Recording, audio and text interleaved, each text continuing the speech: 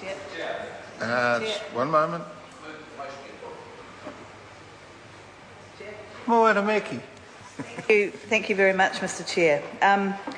I want to come to the SOPs in the name of my colleague, the Honourable Parakura Horomia, SOP number 96, and congratulate him on the work he did on that bill that's relating to the clause around the Treaty of Waitangi. And what was very disappointing at Select Committee was that there had been absolutely zero consultation with iwi on this legislation in the development of the bill. And that really surprised the members of the Select Committee, well, the members on the opposition side of the Select Committee, that on a piece of legislation... Sorry? Yes, Parakura Horomia has consulted iwi in the drafting of this. I mean, look at that. Have you consulted iwi in the giving of this speech? What a ridiculous statement. This is a piece of legislation that actually that iwi are actually enormously concerned about. And it might be a joke to Simon O'Connor, but the fact is the government should have consulted with iwi in the development of this piece of legislation. I mean, he only has to look up the East Coast at Ngāti Porou, Te Whānau Apanui, who are deeply concerned about the implications of this legislation for their iwi, for their livelihoods.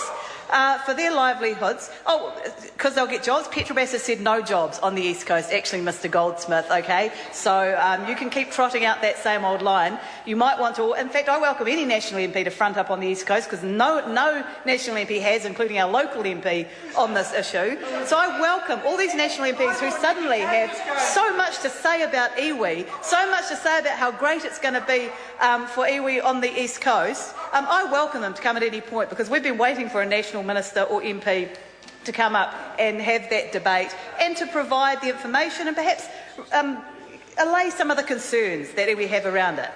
But when you look at the attitude in this bill of not consulting with iwi, when it came to the permit that was given to Petrobras on the East Coast, again, iwi heard about it on the 6 o'clock news, as did the rest of us.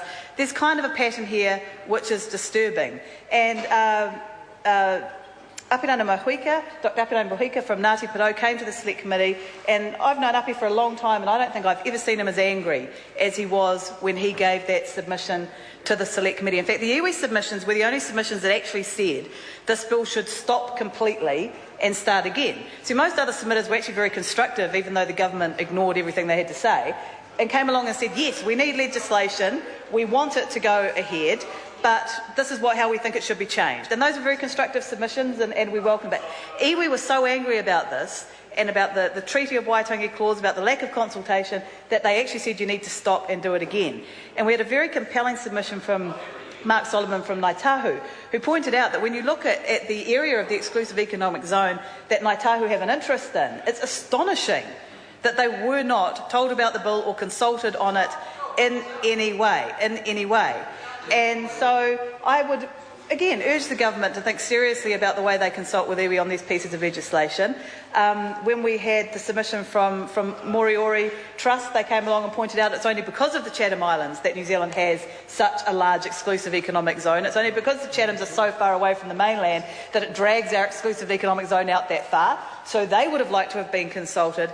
And I welcome the SOP, and I really do, in all sincerity, urge the Minister and the Chair to consider the SOP of the Honourable Annette King, which would give recognition of Moriori people in the legislation, as we have done for Māori.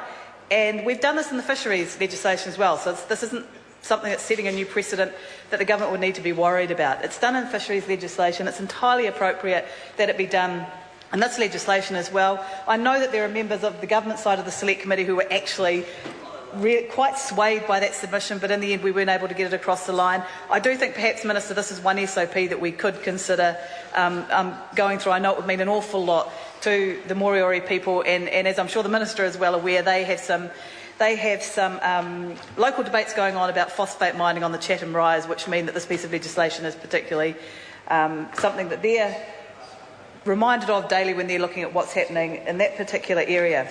I want to come on to the subpart 4, clause 21, which is about the Environmental Protection Authority, and the member Nikki Kay made some comments about this along the way, which I wanted to pick up on, because one of our concerns about the EPA, and we raised this at Select Committee, we actually said if a legal challenge is taken against the government questioning their authority under this piece of legislation to allow this activity to go ahead. Putting aside all the issues we have with the purpose clause, putting aside all the issues we have with the clause around international obligations, could it be a fact, Mr Chair? Mr Chair, thank you. Could it be a factor that an international tribunal would take into consideration?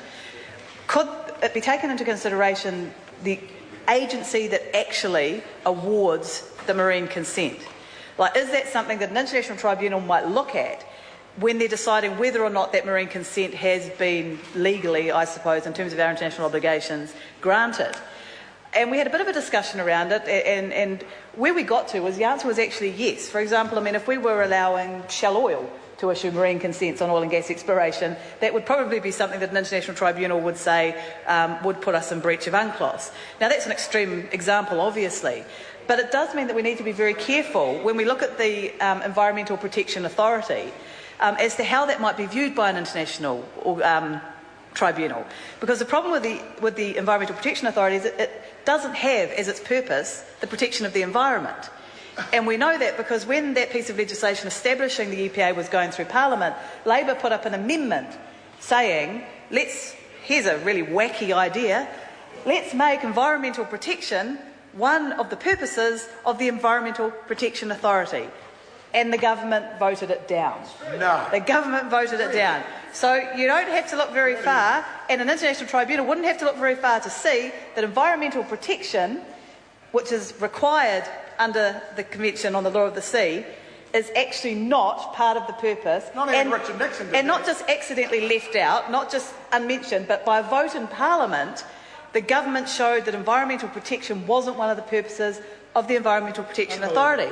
So, Minister, when we talk about the Purpose Clause and the importance of ensuring consistency with UNCLOS and making sure that we get ourselves well over that line so that we can be absolutely certain, it's even more important when you consider that the EPA and the EPA officials were very good on the ball, as were all officials, and I do want to thank the officials, which I meant to do in my first speech, who helped us on this legislation, because we certainly ran them through their paces.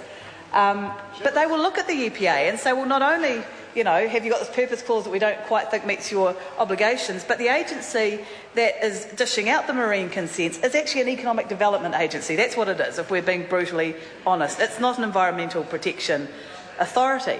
So when we come to the functions and the clauses in Part 1 around the EPA, I do think that it is a reminder of why we need to go back to the Purpose Clause and ensure that it gets us across the line for UNCLOS, because we have left ourselves wide open in terms of the EPA being the organisation that administers it to more legal challenges.